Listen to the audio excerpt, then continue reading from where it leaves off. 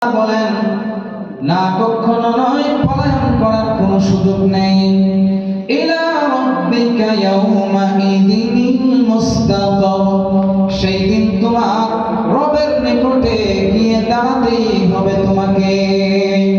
ইউনাব্বাউল ইনসানু ইয়াউমাইযিন বিমা কদ্দামা ওয়া আখখার, সেই দিন মানুষকে সে দুনিয়ায় আগে এবং পরে যা কিছু করেছে সমস্ত কথা সম্পর্কে তাকে অবগত করা হবে।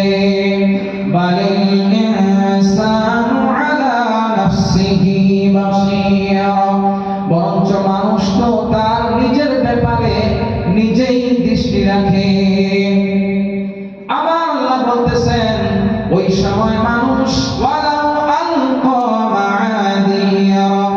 মানুষের কাছে যত বাহানা রয়েছে এক একটা করে তার সমস্ত বাহানা যদি নিয়ে আসে তারপরেও তার একটা বাহানা গ্রহণযোগ্য হবে না। বাহানা করে